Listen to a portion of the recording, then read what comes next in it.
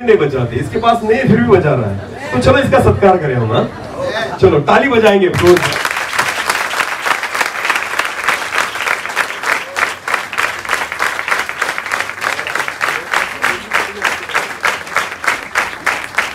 Hallelujah, बोलो यीशु मसीह की।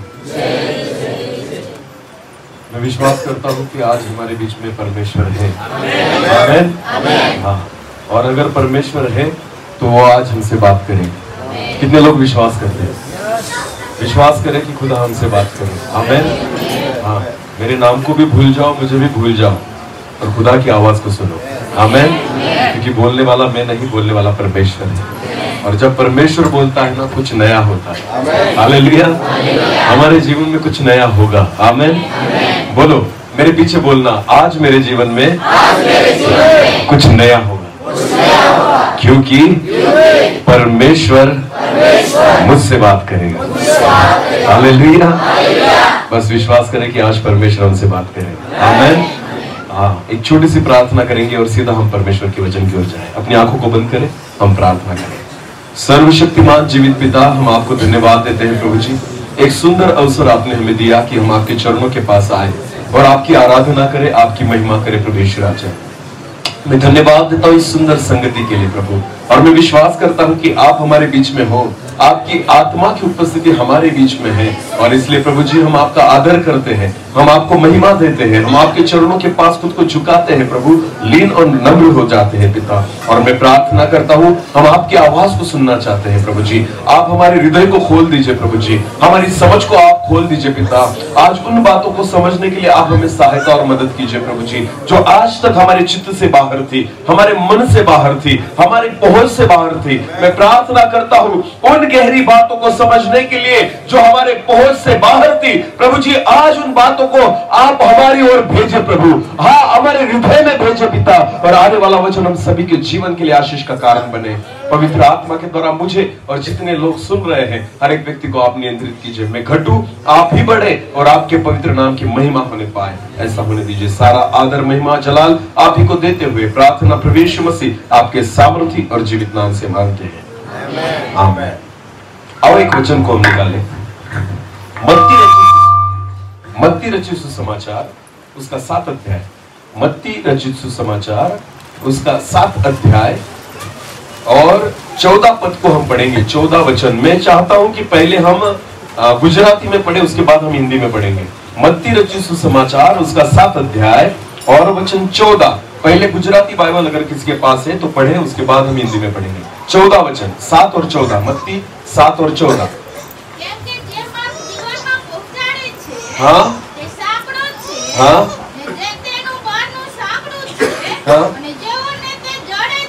हाँ, ओके ठीक है।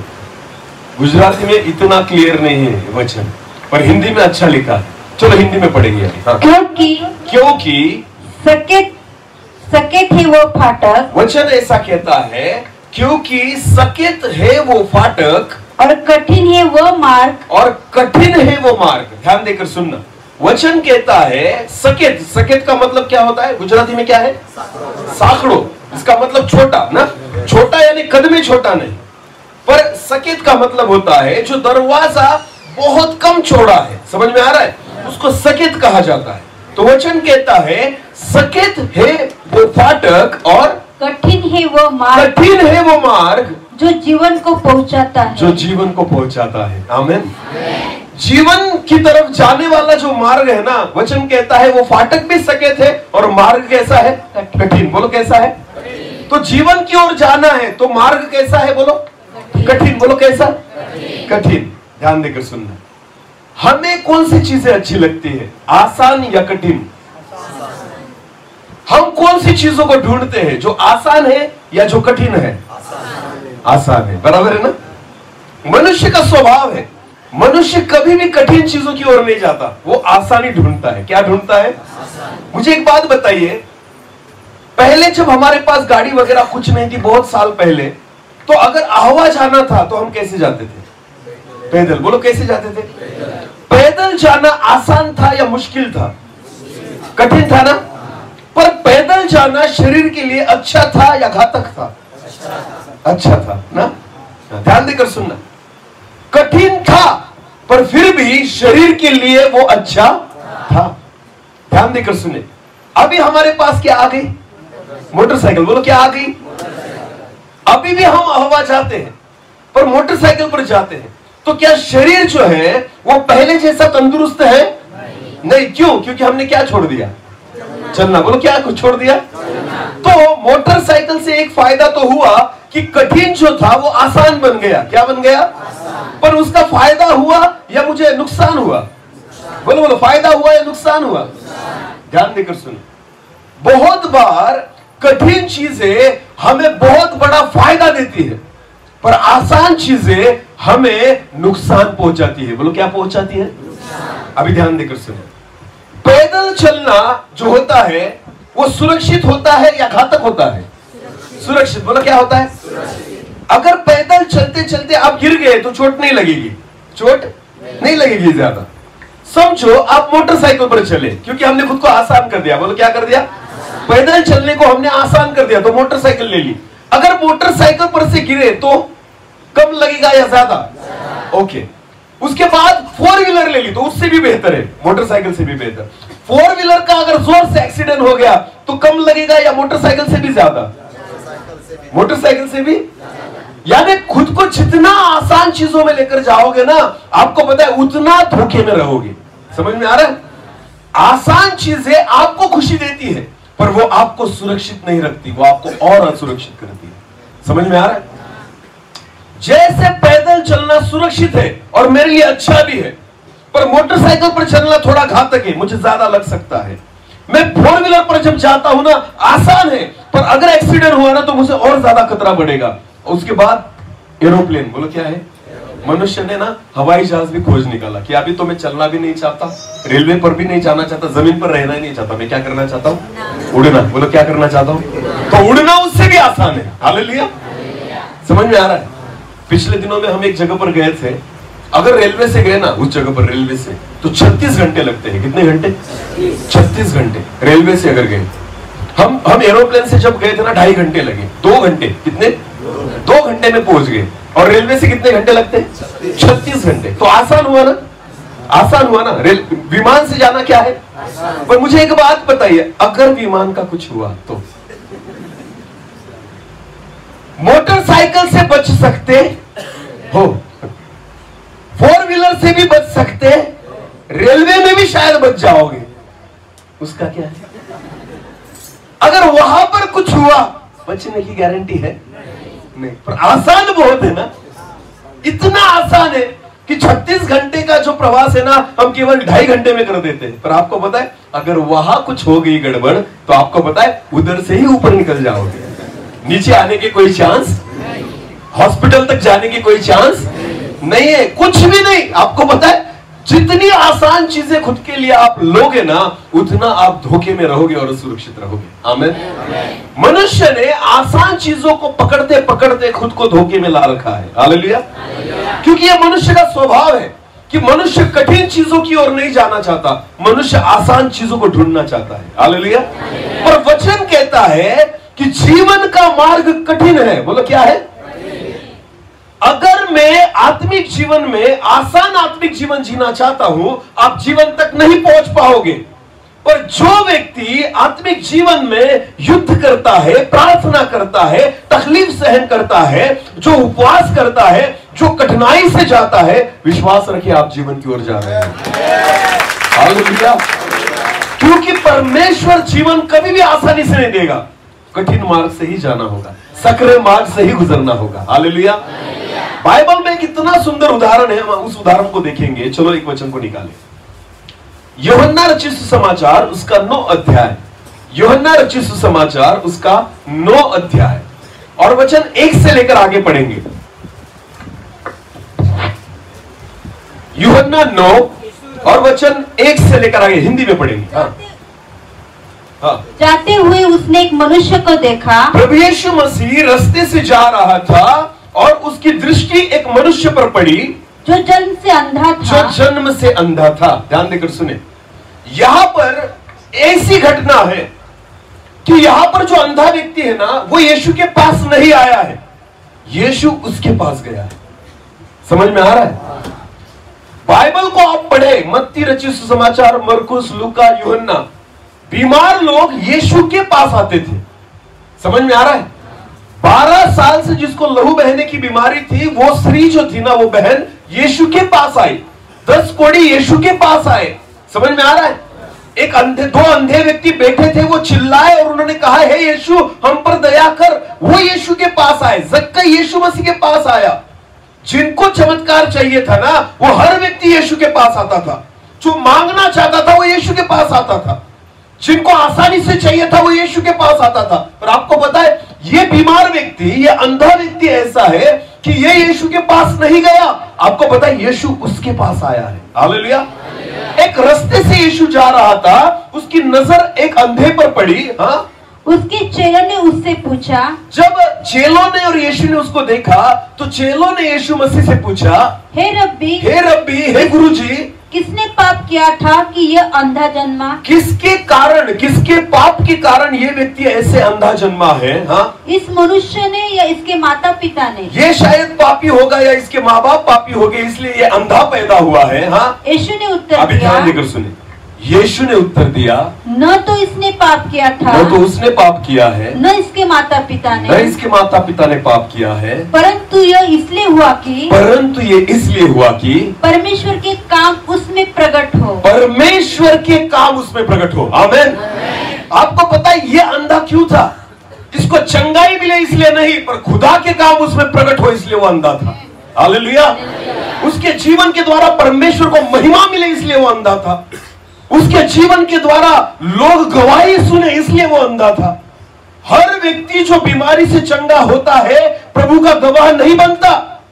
हर व्यक्ति जो बीमारी से चंगा होता है यीशु मसीह के बारे में लोगों को नहीं कहता। पर आपको पता है, जब ये अंधा चंगा हुआ ना, इसने जाकर ढिंडोरा पीट दिया, पूरे यरूशलेम को भर दिया, शास्त्री लोगों के पास चला गया, याजकों के पास चला गया, फरीसियों के सामने जाकर खड़ा हो गया, सारे लोगों को कहने लगा कि यीशु ने मेरी आंखें खोल दी है। हालेलुया। समझ में आ रहा है? इसलिए यीशु मसीह कहता है ये इसलिए अंधा जन्मा कि परमेश्वर के काम इसमें दिखे। आमीन। ध्यान देकर सुने, जब परमेश्वर ने आपको चंगाई दी, क्या आप परमेश्वर के गवाह बने? क्या हमने प्रभु की गवाही दी? 10 कोढ़ी यीशु मसीह के पास आए थे और वचन में लिखा है, उन्होंने कहा, हे प्रभु हम पर दया कर। तो यीशु मसीह ने कहा, जाओ और याजकों को दिखाओ। रास्ते, वचन में लिखा है, वो रास्ते में जाते जाते ही चंगे हो गए। आमीन। पर जब वो चंगे हो गए तो 9 लोग वापस निकल गए। केवल कितने आए वापस? 1। बोलो कितना? क्यों? क्योंकि इनको चंगाई चाहिए थी, प्रभु नहीं। क्या चाहिए थी? यीशु मसीह नहीं चाहिए था। उन 10 में से केवल 1 को कौन चाहिए था? यीशु। बोलो कौन चाहिए था? केवल चंगाई पाने के लिए आओगे तो चंगाई मिलेगी, पर चंगाई पाने के लिए मत आओ, यीशु को पाने के लिए आओ। हालेलुया। जो व्यक्ति यीशु को पाने के लिए आता है ना, भले वो आशीषित भी हो जाए, भले वो चंगाई को भी प्राप्त करे, वो अकेला नहीं जाता, वो यीशु को भी साथ में लेकर जाता है। हालेलुया। ध्यान देकर सुने, इसलिए बहुत सारे लोग चंगाई प्राप्त करते हैं पर गवाही नहीं देते, लोगों को नहीं बताते, नहीं कहते कि मुझे प्रभु यीशु मसीह ने चंगा किया है। क्यों डरते हो? पता है आपको? क्योंकि आपके जीवन के द्वारा परमेश्वर के काम प्रकट नहीं होते। परमेश्वर चाहता है कि हमारे जीवन के द्वारा उसके कामों को हम प्रकट करें। आमीन। कौन से उपकार उसने मुझ पर किए हैं? ध्यान देकर सुनना। जगत के लोग क्यों कहते हैं कि ये मसीही लोगों को पैसे दिए जाते हैं? इसका एक कारण है कि अगर मैं आशीषित हुआ ना तो मैंने बताया ही नहीं उनको कि मैं क्या था और खुदा ने मुझे कहां से उठाया है। जब आप उनको बताओगे तो पता चलेगा ना कि कैसे मेरी परिस्थिति बदली है। अरे पहले मैं दारू पीता था तो 500 रुपए एक दिन में खत्म कर देता था, पर अगर प्रभु यीशु मसीह ने मेरी दारू छुड़ाई है ना तो रोज 500 बचने लग गए।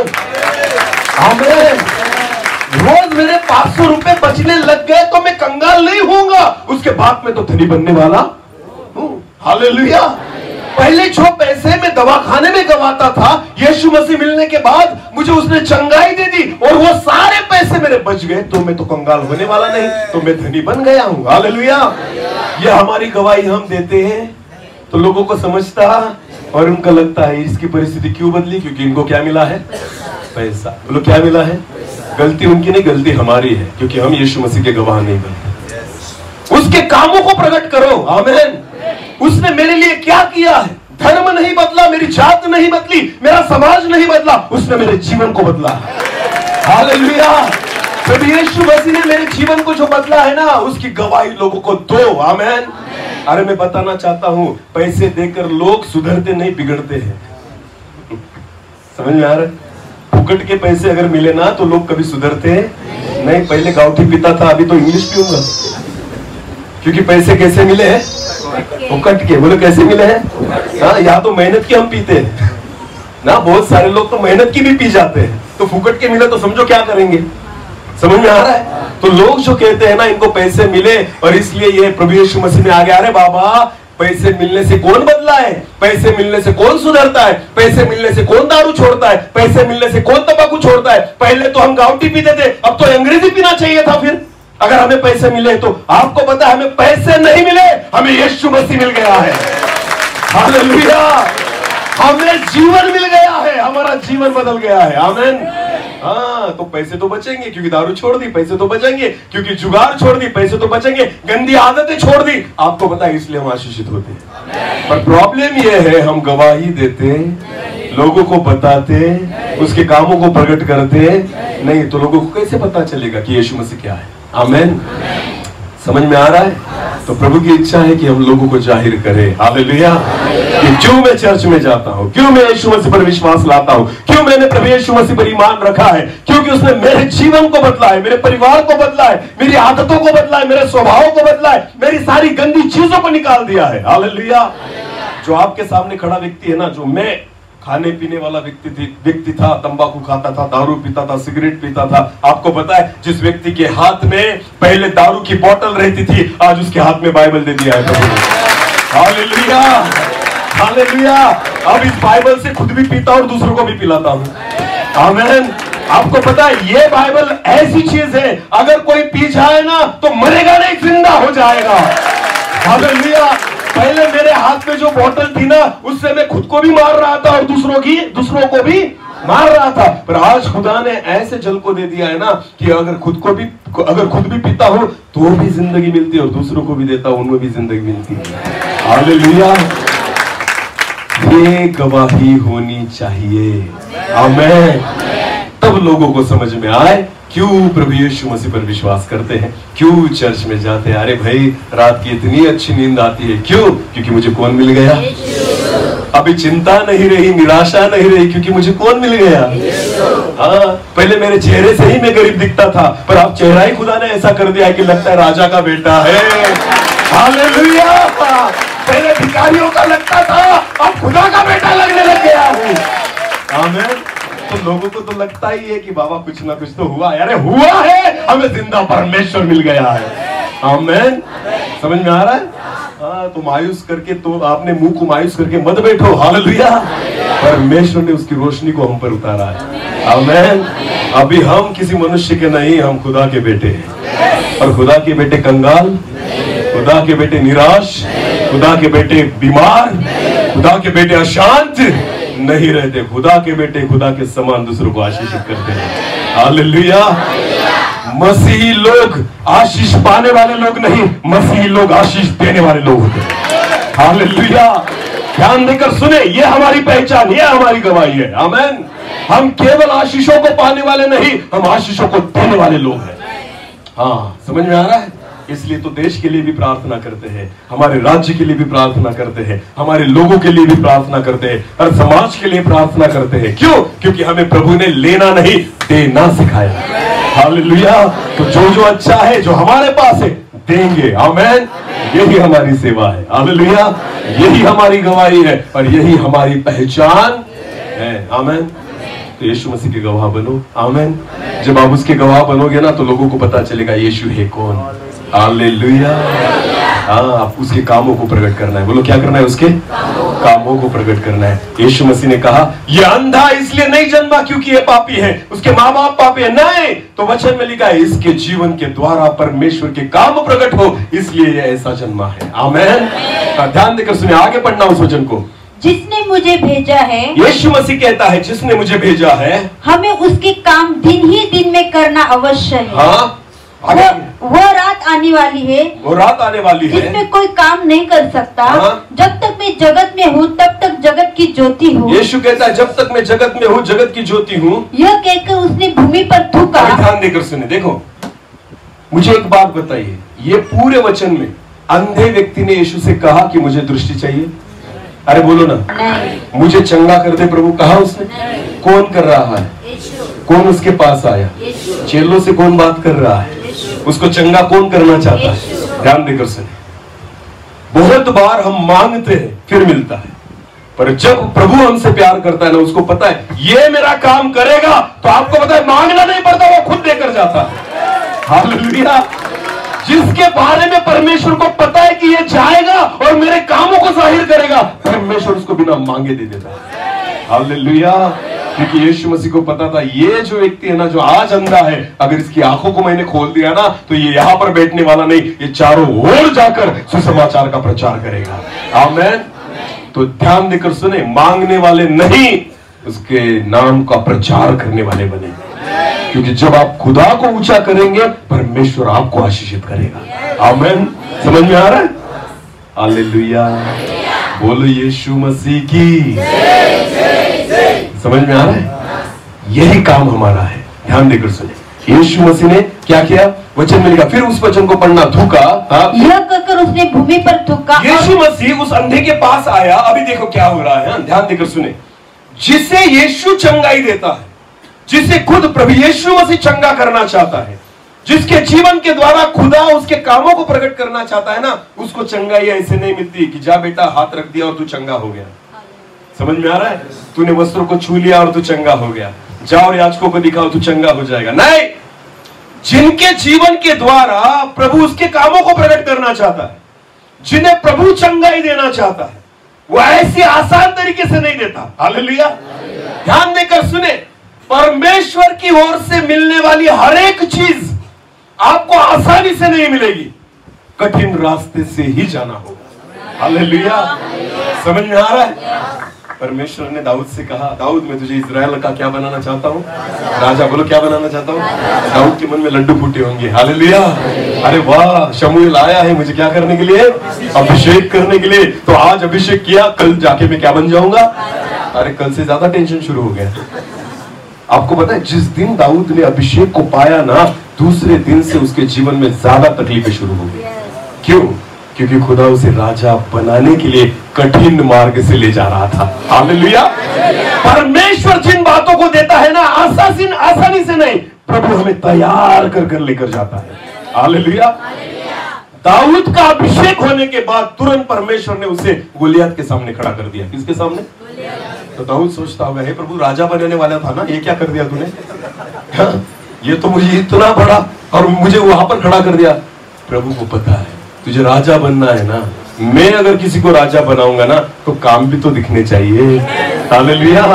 राजा के समान वो सामर्थ्य भी दिखनी चाहिए। आमीन। वरना प्रजा कैसे भरोसा रखेगी कि ये परमेश्वर ने दिया हुआ राजा है। हालेलुया। तो परमेश्वर ने दाऊद को लिया और गोलियत के सामने क्या कर दिया? खड़ा कर दिया। तो दाऊद को पता चल गया, हे प्रभु इस परीक्षा में से तो जाना होगा। बोलो जाना होगा। जब परमेश्वर आपको कुछ देना चाहता है ना, आसानी से तो क्या करेगा? किसमें से लेकर जाएगा? परीक्षाओं में से। बोलो किसमें से लेकर जाएगा? हाँ, जितने लोग, जितने यंग यहाँ पर है, जवान लड़के और लड़कियां, अगर स्कूल में जाते हो तो हर साल स्कूल में आखिरी मंथ में, आखिरी महीने में क्या ली जाती है? बोलो क्या ली जाती है? क्यों? क्योंकि आपको वो क्या करना चाहते हैं? बढ़ती देना चाहते हैं। बोलो क्या करना चाहते हैं? पर ऐसे ही बढ़ती मिलेगी तो क्या देनी पड़ेगी? ओके। अगर आपको इंजीनियर बनना है, अगर आपको डॉक्टर बनना है और उस डिग्री के लिए अगर जाना है, तो कौन सी परीक्षा देनी पड़ती है? पहले 12वीं क्या होना पड़ता है? बोर्ड की एग्जाम क्या करनी पड़ती है? पास। तो आपको पता है बहुत कठिन होता है ना, पर आपको पता है कुछ अगर बड़ा पाना चाहते हो तो बड़ी परीक्षाओं में से जाना पड़ेगा। बिना परीक्षा से कुछ मिलता नहीं। हालेलुया। समझ में आ रहा है? पहली की पुस्तक लेकर गए और अभ्यास किया, और अगर 12वीं की परीक्षा देने बैठे तो पास हो पाओगे? नहीं तो 12वीं के लिए 12वीं की ही पुस्तक पढ़नी पड़ेगी। आमेन। वैसे ही परमेश्वर आपको जितना बड़ा और जितना ऊंचा करना चाहता है ना, उतने बड़े बड़े परीक्षाओं में से गुजारेगा। हालेलुया। क्योंकि परमेश्वर आपको जीत दिलाना चाहता है। आमेन। आपको उसकी सामर्थ्य से भरना चाहता है। समझ में आ रहा है? जब परमेश्वर किसी को कुछ देता है ना, आसानी से नहीं देता। ये उसकी इच्छा थी यीशु की कि मैं इसको क्या करूं, अंधे को क्या करूं? दृष्टि दूं। क्या दूं?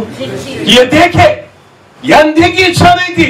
अंधे को नहीं पता था क्या होने वाला है, पर यीशु मसीह को पता था मैं क्या करने वाला हूं। आमेन। तो यीशु अंधे के पास गया और वचन में लिखा है उसने जमीन पर थूका। आगे पढ़ना। और उस थूक से मिट्टी सानी। वचन में लिखा है उस थूक से उसने मिट्टी को साना और वो मिट्टी उस अंधे की आंखों पर और उस लगाकर गीली मिट्टी को लिया और उस अंधे की आंखों पर लगा दिया। हाँ। उससे कहा, जा शिलोह के कुंड में धो ले। क्यों प्रभु तू दूसरों को ऐसे हाथ लगाकर चंगा कर देता है? केवल बोलता है फिर भी चंगे हो जाते हैं। 10 कोड़ियों को कहा कि जाकर याजकों को दिखाओ, हाथ भी नहीं लगाया, छुआ भी नहीं, फिर भी वो चाहते चाहते चंगे हो गए। लाजर जब मरा पड़ा था तब तू जाकर केवल बोल दिया कि लाजर उठ और बाहर निकला, तो वो चंगा हो गया। इस अंधे को क्यों भेज रहा है वहां पर? अंधे को क्यों शिलोह तक जाना पड़ रहा है? अंधे को क्यों परमेश्वर कह रहा है कि तू जाओ शिलोह में जाकर इसे धो लेगा तभी तुझे चंगाई मिलेगी? क्योंकि प्रभु कभी भी किसी चीज को जब खुद देता है ना, आसानी से नहीं, कठिनाई से जाना ही पड़ता है। हालेलुया। सोचो, एक अंधा व्यक्ति कैसे जाएगा शिलोह में?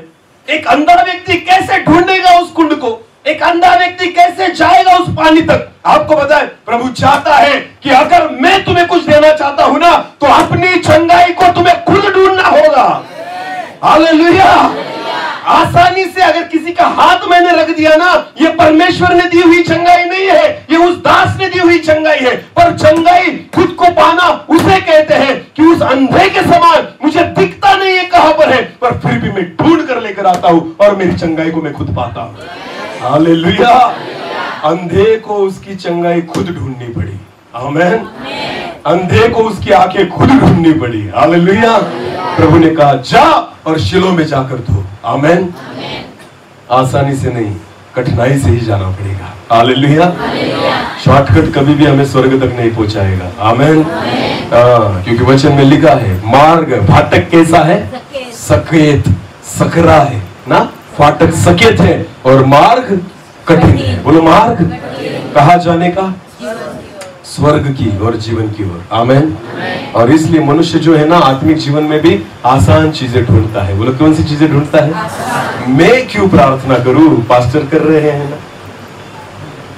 चंगाई अगर मुझे पानी है, लोगों को अगर चंगाई पानी तो क्या करते हैं? मीटिंग में जाओ और आखिरी प्रार्थना में अपनी जगह पर सिंपल ना, खुद कुछ करने का कुछ भी नहीं करना है। ना उपवास करेंगे, ना प्रार्थना करेंगे, ना बाइबल पढ़ेंगे। शॉर्टकट है हर रविवार चर्च में जाना और पास्टर ये देखो ये क्या है, ये क्यों लाया है यहाँ? हे प्रभु मुझे तू नहीं चाहिए, मुझे तेल चाहिए। अरे बोलो कौन चाहिए?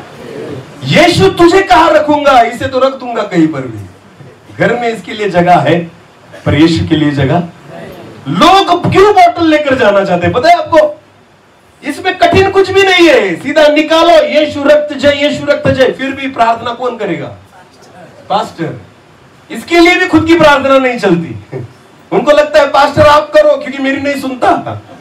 क्यों नहीं सुनता? क्योंकि मैं प्रार्थना ही नहीं करता, मैं बाइबल ही नहीं पढ़ता, मैं उसके वचनों के अनुसार चलता ही नहीं, घर जाकर लड़ता रहता हूँ, गालियां देता हूँ, 2 नंबर के काम करता हूँ। मुझे पता है मेरी प्रार्थना परमेश्वर नहीं सुनेगा। तो पास्टर का काम क्या है? प्रार्थना करना, खुद को पवित्र रखना, परमेश्वर से बातें करना। तो इनको लगता है ना इनका अच्छा वसीला है, तो खुदा इनकी सुनेगा। आमेन। हम तो क्या करेंगे? 10 रुपए लाकर यहाँ पर रख देंगे, खुदा से कहेंगे प्रभु इतना काम बना दे, 50 दूंगा। बहुत सारे लोग ऐसे भी करते हैं ना। हाँ, किसी का बेटा एग्जाम हो गया ना 12वीं की, तो प्रार्थना करते हैं प्रभु अगर ये 12वीं में पास हो गया ना 100 रुपए डालूंगा। कितना? 100 रुपए में पास करवाते हैं अपने बच्चे को। किसको दिखा रहे हैं पैसे? अरे बोलो ना किसको? ये पैसे लेकर जाओगे ऊपर तक? स्वर्ग में चलेंगे ये पैसे? तो परमेश्वर को क्यों दिखाते हो? ध्यान देकर सुने, आसानी से नहीं, कठिनाई से ही खुदा देता है। आमीन। आसान मार्ग आपको सुस्त बनाएंगे, आपको नाश की ओर लेकर जाएंगे। ध्यान देकर सुनना, मनुष्य इतना आलसी हो गया है ना कि सब चीजें कैसी चाहिए? आसानी से। बोलो कैसी चाहिए? आसानी से चाहिए। ध्यान देकर सुनना, पहले बहनें जो थी ना वो हाथों से मसाला बनाती थी, अभी मिक्सर आ गया। बोलो क्या आ गया? लाइट अगर चली गई तो 1 घंटा खाना लेट बनेगा, पर खुद के हाथों से बनाएंगी नहीं। क्यों? अगर बेचारा पति कहता ना भूख लगी जल्दी करना, आएगी ना लाइट? थोड़ा रुको ना, क्या हाथों से बनाओ क्या? समझ में आ रहा है? आसानी चाहिए। बोलो हमें क्या चाहिए? कठिनाई बिल्कुल नहीं। आपको पता है, इसीलिए अभी ध्यान देकर सुनो, इसीलिए इन दिनों में लोग सोचते हैं कि यीशु मसीह के साथ जीना कठिन है। बोलो क्या? जीवन का मार्ग कैसा है? कठिन है। तो लोग सोचते हैं मरना आसान है। मरना क्या है? नाश क्या है? आसान। नाश क्या है? तो लोग क्या चुनते हैं? बोले नाश हो गया तो भी चलेगा, पर आसान चीज ही चाहिए। जीवन का मार्ग कठिन है ना? नहीं, मुझे नहीं चाहिए। पर नाश होना क्या है? आसान है। बोलो नाश होना क्या है? तो आज ज्यादा से ज्यादा लोग क्या चुन रहे हैं? नाश। बोलो क्या चुन रहे हैं? क्योंकि नाश क्या है? तकलीफ नहीं है ना। यहां पर तकलीफ नहीं होती, कुछ भी, कुछ छोड़ना नहीं पड़ता। खाओ पियो मजा करो, और बाद में क्या होगा? नाश। बोलो क्या होगा? तो लोग ऐसे मार्ग को चुनते हैं इन दिनों में कि जो आसान है। ध्यान देकर सुने, भले यहां पर कठिन लगे पर वहां पर आसान हो जाएगा। आमीन। और जो यहां पर आसान लगता है ना, वहां पर बहुत कठिन हो जाएगा। समझ में आ रहा है? इसलिए परमेश्वर चाहता है जीवन को ढूंढो। किसको ढूंढो? भले यहां पर कठिन लगे, सकरा लगे, तकलीफ हो, पर फिर भी ना नाश को मत ढूंढो, नाश को मत चुनो। भले वो आसान है, जीवन को ही चुनो, भले वो मुश्किल है। आमीन। परमेश्वर चाहता है कि हम जीवन को चुने। हालेलुया। एक वचन को निकाले, हम एक वचन को निकाले, पहले कुरिन्थियों उसका 9 अध्याय, पहले कुरिन्थियों उसका 9 अध्याय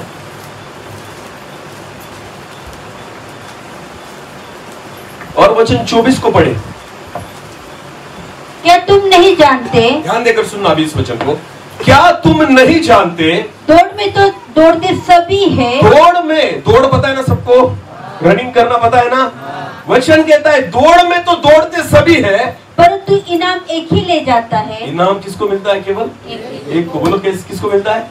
एक ही को मिलता है। तो आगे बढ़ना, तुम वैसे ही दौड़ो कि जीतो। तुम वैसे ही दौड़ो कि क्या करो? जीतो। ध्यान देकर सुनना, हमारा मकसद दौड़ना नहीं है, हमारा मकसद जीतना। आमीन। बहुत सारे लोग ये मकसद को लेकर चलते हैं कि हमें दौड़ना है। नहीं, हमें दौड़ना नहीं है, हमें जीतना है। जब ये मकसद हमारा होगा ना, तभी जाकर जीत पाओगे। हालेलुया। क्योंकि दौड़ में दौड़ते तो सभी है। बोलो दौड़ते तो सब लोग दौड़ रहे हैं, पर जीतेगा कौन? एक ही। बोलो जीतेगा कौन? और पौलुस कहता है तुम क्या करो? दौड़ो मत, क्या करो? जीतो। बोलो क्या करो? जीतना। जीतना हमारे लिए महत्वपूर्ण है। आमीन। इन दिनों में लोग केवल दौड़ रहे हैं कि बस दौड़ेंगे। ये जा रहा है चर्च में भी जाता हूं, ये जा रहा है मीटिंग में मैं भी जाता हूं। भीड़ मत करो, भीड़ का कुछ नहीं होने वाला। ध्यान देकर सुने, वचन में लिखा है, लूका रचित सुसमाचार उसका 19 अध्याय अगर आप पढ़ेंगे तो वहां पर जक्कई है। बोलो कौन है? जक्कई। बोलो कौन है? जक्कई। आपको पता है वो किसको देखना चाहता था? यीशु को। बोलो किसको देखना चाहता था? और वचन में लिखा है वो छोटा था, नाटा था, तो यीशु को नहीं देख पा रहा था। किसके कारण? भीड़ के कारण। बोलो किसके कारण? ये भीड़ कौन सी थी? चर्च में। बोलो कौन सी भीड़? चर्च वाली भीड़। कौन सी? विश्वासियों की भीड़। यीशु मसीह के आजू बाजू में कौन से लोग थे? अविश्वासी, अविश्वासी। सब किस पर विश्वास रखते थे? यीशु पर। बोलो किस पर विश्वास रखते थे? यीशु पर। और जक्कई किसको देखना चाहता था? पर किन के कारण नहीं देख पा रहा था? भीड़ कौन थी? विश्वासियों। बोलो को किसकी भीड़ थी? विश्वासियों की। हालेलुया। बहुत बार ध्यान देकर सुनना, नए लोग भीड़ के कारण नहीं देख पाते प्रभु यीशु मसीह। और ये भीड़ कौन सी है? विश्वासियों की। बोलो कौन सी है? ध्यान देकर सुने, हम नए लोगों के लिए रुकावट बनते हैं। क्यों? क्योंकि हम खुद भी यीशु के पास नहीं जाते और दूसरों को भी नहीं जाने, केवल भीड़ बना के रखी है वहां। हमें भी फायदा नहीं होता और दूसरों को भी फायदा नहीं होने देते। बेचारा जक्कई जो था ना, बहुत प्रयास किया, ऐसे वैसे देख रहा था कि यीशु दिख जाए पर दिख ही नहीं रहा था। किसके कारण? भीड़ के कारण। हालेलुया। आज भी यीशु मसीह अगर लोगों को नहीं दिख रहा ना, इसके कारण आप हो, विश्वासी लोग हैं, बाहर के लोग नहीं। समझ में आ रहा है? क्योंकि हम अपने जीवन के द्वारा यीशु मसीह के कामों को प्रकट नहीं करते, इसलिए लोगों को यीशु नहीं दिखता। समझ में आ रहा है? जक्कई ने बहुत प्रयास किया कि मैं यीशु को देखूं, पर नहीं देख पाया। फिर जक्कई ने क्या किया?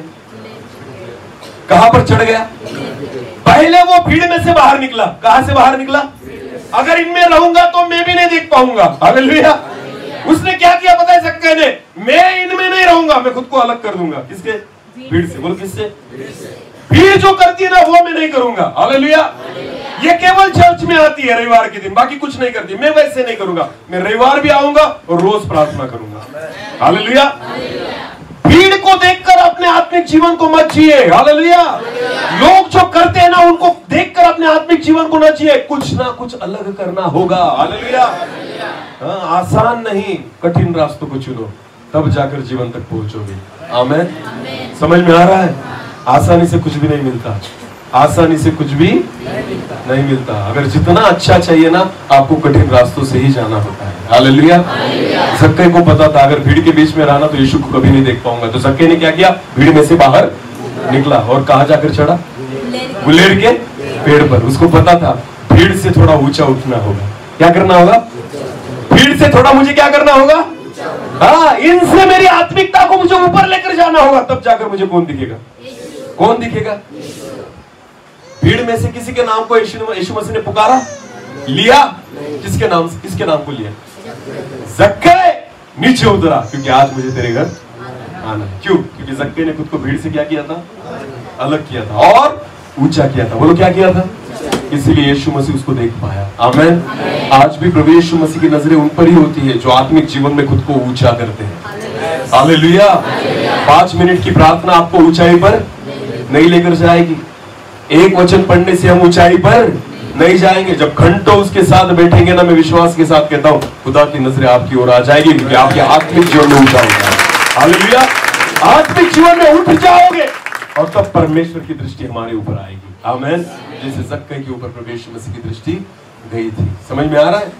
इसलिए पौलुस कहता है, दौड़ते तो सभी है, ऐसे मत दौड़ो, ऐसे दौड़ो कि जीतो। आमीन।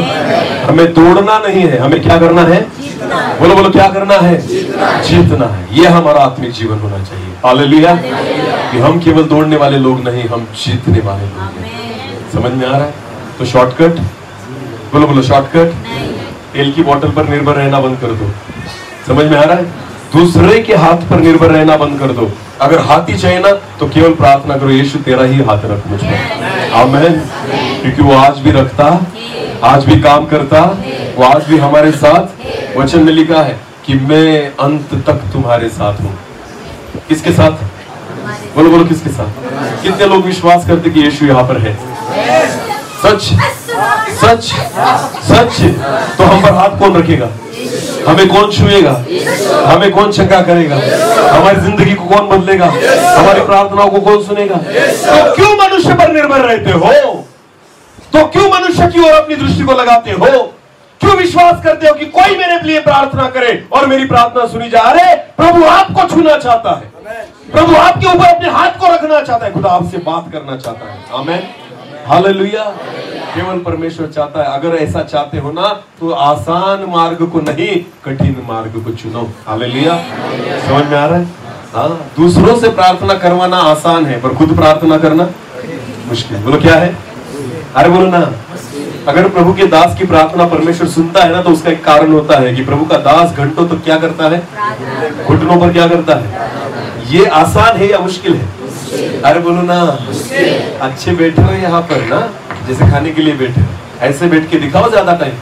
आपको पता है मैं आपके सामने क्यों खड़ा हूँ? क्योंकि मैं घंटों ऐसे बैठता हूँ परमेश्वर के साथ। आपको क्या लगता है ये सेवा आसान है? नहीं, ये बहुत मुश्किल है। हालेलुया। हाँ, क्योंकि यहाँ पर बात करने वाला मैं नहीं होता, कौन होता है? और परमेश्वर तभी बात करता है जब आप उसके साथ घुटनों पर बैठते हो।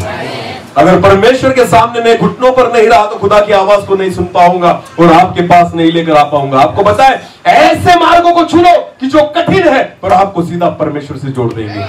आमीन। ऐसी चीजों को चुनो। हालेलुया। उपवास कितने लोग करना चाहते हैं? चाहते तो सभी पर करते हैं। क्यों? किसको नहीं हरा पाते? किसको? किसको? हमारा सबसे बड़ा दुश्मन कौन है पता है आपको? शरीर। बोलो कौन है? इसीलिए पौलुस एक वचन में कहता है, बहुत सुंदर वचन है, उस वचन को पढ़े। पौलुस कहता है पहले कुरिन्थियों की पत्री उसका 9 अध्याय, पहले कुरिन्थियों उसका 9 अध्याय और वचन 27 को पढ़ना। हाँ। परंतु मैं अपनी देह को मारता। अरे पौलुस क्या कहता है? परंतु मैं अपनी देह को मारता, हाँ? कूटता और वश में लाता हूँ। और वश में लाता। किसको? देह को। अपनी शरीर को। बोलो अपने। हर हम क्या करते हैं? मैं तो अपनी देह को खिलाता, पिलाता और सुलाता। ये हमारी गवाही है। समझ में आ रहा है? हम क्या करते हैं? अपनी देह को खिलाते, पिलाते, सुलाते। और पौलुस कहता है मैं अपनी देह को मारता, कूटता, वश में लाता। आमीन। जब तक अपनी ही देह को, आपको पता है शैतान को बाद में मारो। समझ में आ रहा है? शैतान को बाद में कुचलो, पहले किसको कुचलो? खुद को। बोलो किसको? क्योंकि आपको पता है सबसे बड़ा दुश्मन कौन है? ये खुद का। बोलो बोलो खुद का। उपवास क्यों किया जाता है पता है? शरीर को मारने के लिए। उपवास क्यों किया जाता है? शरीर को कूटने के लिए। हालेलुया। यीशु को पता है ना, जब तक इसको नहीं हराओगे ना शैतान को नहीं हरा पाओगे। आमीन। समझ में आ रहा है? शैतान का हथियार क्या है पता है आपको? शैतान का हथियार आपका शरीर है। क्या है? शरीर।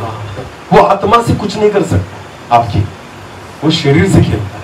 किससे खेलता है? शरीर से। हाँ। उसने हवा को क्या दिखाया? बोलो बोलो क्या दिखाया? फल कैसे खाती हवा? आत्मा से या शरीर से? हाँ। हवा क्या करती कहती है? जब उस शैतान ने उसे दिखाया तो हवा कहती है ये फल खाने के लिए, दिखने के लिए मन भाऊ और खाने के लिए बहुत अच्छा। हालेलुया। हवा जो थी ना आत्मा से नहीं हारी, वो अपने शरीर से हार गई। किसके हार गई?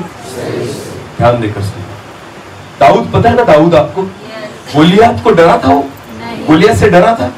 नहीं, क्योंकि उसको पता था मारने वाला कौन है। बोलो बोलो मारने वाला कौन है? मुझे बचाने वाला कौन है?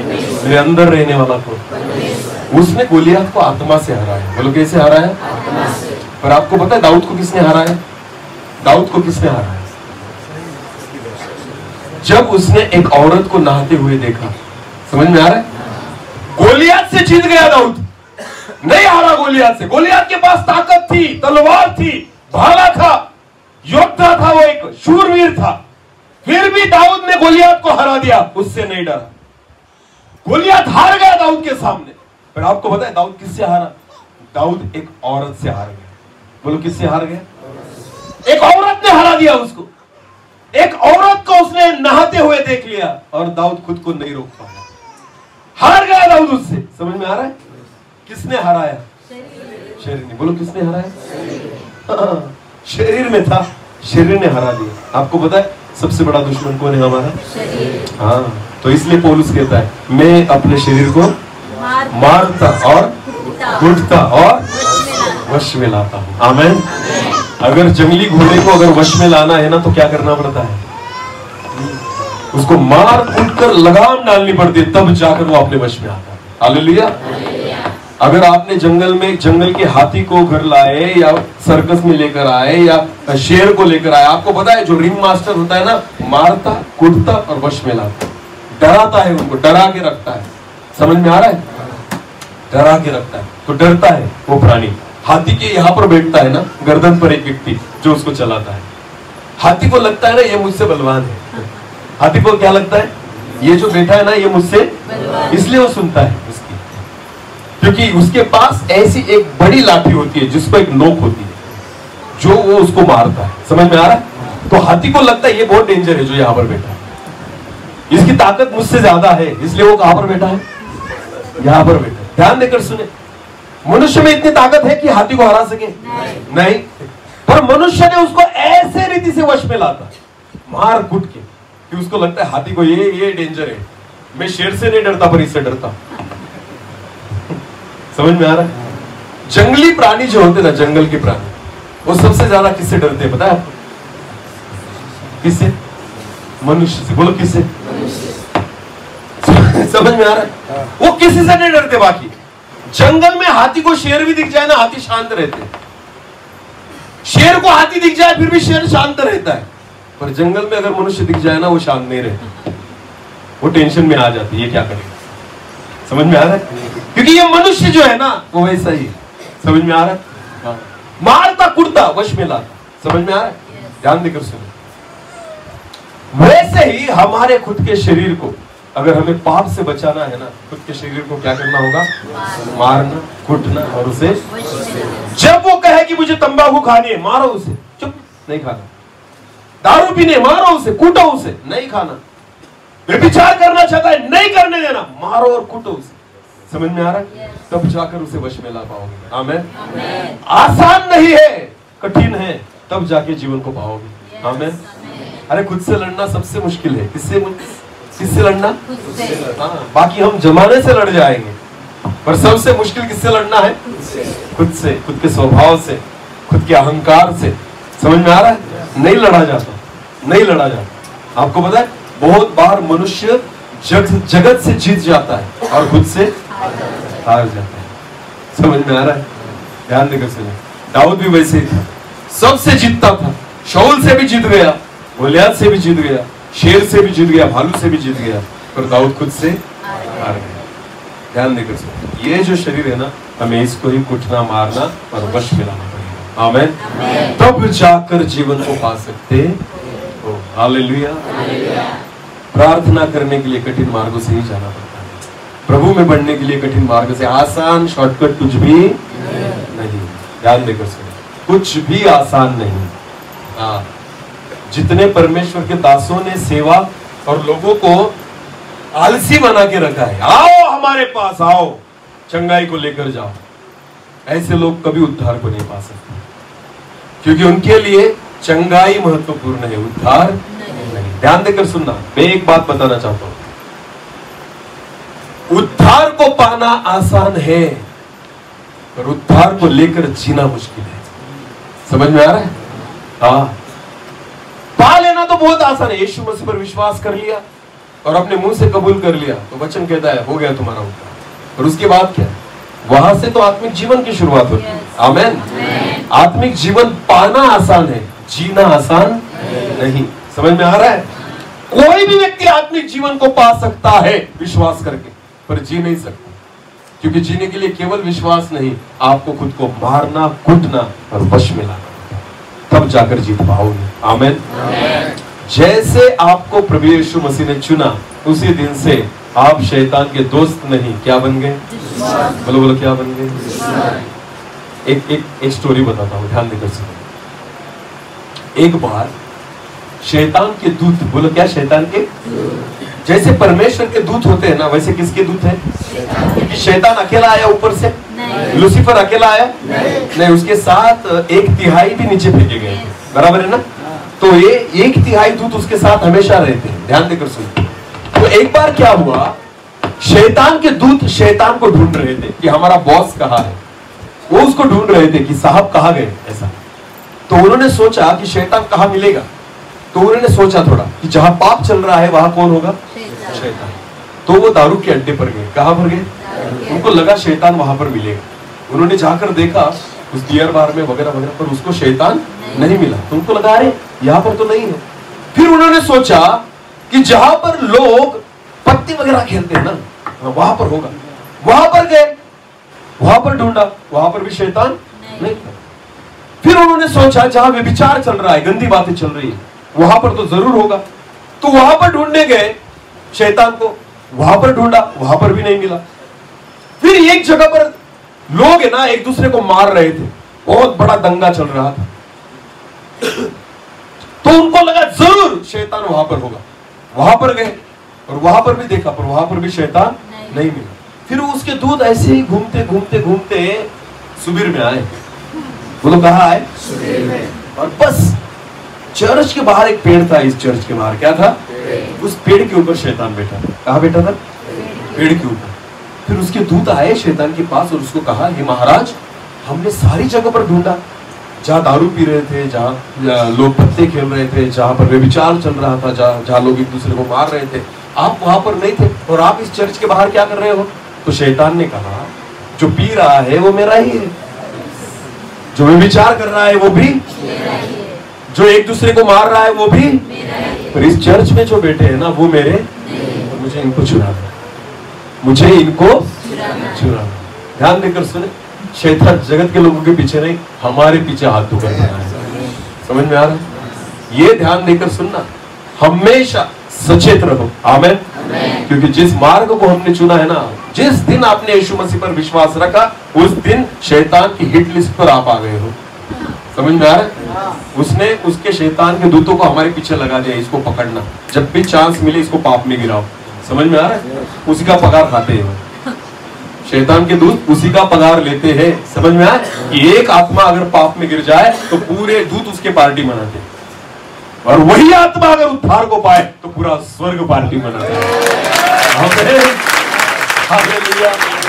ये ऐसी बात है कि एक आत्मा अगर उद्धार को पाता है ना, पूरे स्वर्ग में आनंद होता है। वैसे ही अगर एक आत्मा पाप में गिर गया ना, तो शैतान के दूत भी आनंद करते हैं। तो हमें किसको खुश करना है? स्वर्ग को या उसके दूतों को? बोलो किसको? ध्यान देकर सुने, उस अंधे व्यक्ति के समान यीशु मसीह के गवाह बनो। आमीन। मैं हर बार कहना चाहता हूँ, जगत में मुझे कोई पहचाने न पहचाने, पर जब आप स्वर्ग में जाओ ना, तो वहां स्वर्गदूत ने बोलना चाहिए, मैं तुझे पहचानता हूँ, तेरे वजह से एक बार पार्टी हुई थी। कहाँ पर? क्योंकि तूने एक आत्मा को जीता था, तो तुम्हारे वजह से परमेश्वर ने हमें क्या दी थी? लूसीफर नहीं, सॉरी, मिखाइल कहेगा, गैब्रियल कहेगा, सारे स्वर्गदूत कहेंगे, डैनियल मैं पहचानता हूँ यार तुझे। क्यों? अरे बहुत सारी आत्माओं ने जो उद्धार पाया था ना, बहुत बार पार्टी खाई है हमने। हालेलुया। समझ में आ रहा है? अरे जग मुझे पहचाने ना पहचाने, स्वर्ग पहचानना चाहिए। और आजकल हम लगे हैं, कौन हमें पहचाने? जग स्टेटस लगाते हैं, स्टेटस की जग देखे। अरे काय का स्टेटस? आपको पता है आपके स्टेटस केवल लोग देखते हैं। खुद के स्टेटस को ऐसे बनाओ कि खुदा देखे। आमीन। समझ में आ रहा है? वचनों के स्टेटस लगाते हो, लोग देखते हैं, आपको लगता है, पर आपको पता है खुद के स्टेटस को, खुद के चरित्र को इस रीति से बनाओ। स्टेटस का मतलब होता है खुद का चरित्र। आमीन। खुद के चरित्र को इस रीति से बनाओ ना कि लोग नहीं, आपको परमेश्वर देखे। आमीन। पर ये तभी संभव होगा जब आप आसानी को छोड़कर कठिन मार्गों को चुनेंगे। आमीन। ज्यादा परिश्रम करेंगे, ज्यादा प्रार्थनाएं करेंगे, घुटने टेकेंगे, उपवास करेंगे, वचन को पढ़ेंगे, वचन में रहेंगे। हालेलुया। और अपने शरीर को मारेंगे और उठेंगे। और तो कल से क्या करना? एक बड़ी लाठी ले और अपने पति से कहना, मारो ना, क्योंकि पास्टर ने कहा है मारना, कूटना और वश में नहीं, दूसरे ने नहीं मारना है, खुद ने खुद को मारना है। लाठी से नहीं, वचन की लाठी से। आमीन। हम लातों के भूत हैं, बातों से मानने वाले नहीं, इसलिए हमें लाठी की आवश्यकता। और कौन सी लाठी? ये वचन भी लाठी है ना। आमीन। इससे खुद को रोज डंडे पड़ने चाहिए हमें। आमीन। बहुत लोग मेरे साथ इसलिए घूमते हैं कि डंडे खाए। क्या खाए? अंडे तो मिलते नहीं हमारे साथ घूमने वालों को, डंडे जरूर मिलते हैं, पर ये डंडे सारे कहां से होते हैं?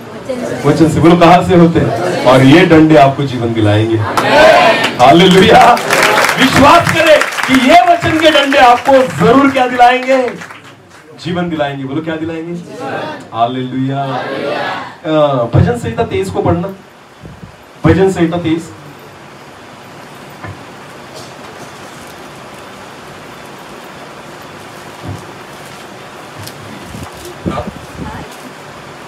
भजन संहिता उसका 23। यहोवा मेरा चरवाहा है, यहोवा मेरा चरवाहा है, मुझे कुछ घटी न होगी। हाँ? वो वो मुझे हरी हरी चराइयों में बैठाता है। वचन क्या कहता है? वो मुझे हरी हरी चराइयों में बोलो बोलो बैठाता है। क्या करता है? खिलाता है। कहा है क्या? नहीं। खिलाता है। कहा है क्या? क्या करता है? केवल बिठाता है। बोलो क्या करता है? खाना किसको होगा? खाना किसको होगा? परिश्रम खुद को ही लेना पड़ेगा। वो खिलाता, वो केवल क्या करता है? अभी तुम सारे भेड़े जो है ना हरी चराइयों में क्या किए हो? बैठे हो। बोलो क्या किए हो? तो वचन किसको खाना होगा? हमें। बोलो किसको स्वीकार करना होगा? परमेश्वर केवल हरी चराइयों में बिठाता है, खिलाता। खिलाने का काम किसका है? बोलो किसका है? खाने का काम किसका है? पेट भरने का काम किसका है? कितना खाना है ये काम किसका है? हाँ, वो केवल हरी चराइयों में बिठाता है। आमीन। आज ये दिन जो है ना, मैं तो आपको बताना चाहता हूँ, परमेश्वर आज हम लोगों से वचन के द्वारा बात कर रहा है। आपको पता है शायद आने वाले दिनों में हमें ये अवसर मिले या न मिले। अब जब परमेश्वर ने हमें हरी चराइयों पे बिठाया है ना, जितना खा सकते हो खाओ। बोलो जितना खा सकते हो खाओ। समझ में आ रहा है? भैंसों को आप चराने के लिए लेकर जाते हो ना, लेकर जाते हो कि नहीं? तो चराने के बाद क्या होता है पता है? दिन भर वो क्या करती है? बोलो बोलो क्या करती है? इसलिए उसे भैंस कहा जाता है। उसका खाना कभी खत्म, जितना दिन भर घूमेगी ना वो खाती ही रहेगी। समझ में आ रहा है? पर आपको पता है सब कुछ खा लेती है, जितना मिले उतना खा लेती है। पर जब आप उसको वापस घर पर लेकर आते हो ना रात के वक्त, वो ऐसी बैठ जाएगी नीचे ना ऐसी बैठ जाएगी और क्या करेगी? वो जो खाया हुआ है ना वो फिर निकालेगी और उसको और चबाएगी। आमीन। ध्यान देकर सुनो, आज आप जितना वचन को खाओगे ना, आने वाले दिनों में वचन का अकाल भी पड़ गया ना, इसी सुने हुए वचन को फिर चबाओगे। आमीन। भले मीटिंग्स बंद हो जाएगी, वचन जो है ना मुझ में वैसे ही बना रहेगा। और फिर मैं क्या करूंगा? उसी को निकालूंगा और उसको चबाऊंगा। बोलो क्या करूंगा? और वो मुझे ताकत देगा। हालेलुया। ये वो दिन है कि प्रभु ने हमें हरी चराइयों पर बिठाया है। बोलो कहां पर बिठाया है? हम जितना खा सके उतना खाएं। आमीन। और आगे वो हमें हरी चराइयों पर बिठाता है। वो मुझे सुखदाई जल के झरने के पास ले चलता है। पिलाता नहीं, पिलाता केवल कहा ले जाता है? झरने के। पीना किसको होगा? हमको। बोलो किसको होगा? केवल खुदा अच्छे वचनों को दिखाएगा, देगा, सुनाएगा। खाना हमें होगा। आमीन। आत्मा का जल देगा पर पीना हमें होगा। हालेलुया। और जल के पास ले चलता है परमेश्वर के वचन में। ऐसे परमेश्वर की भेड़ें बनो, खुद खाने वाली और खुद पीने वाली। आमीन। कोई खिलाएगा नहीं, कोई पिलाएगा नहीं, हमें खुद खाना और पीना होगा। समझ में आ रहा है? हाँ। और इसके लिए परिश्रम लगते आसानी से मिलता नहीं, इसके लिए परिश्रम करना आवश्यक है। हालेलुया। आगे पढ़ना। वो मेरे जी में जी लाता है। हाँ?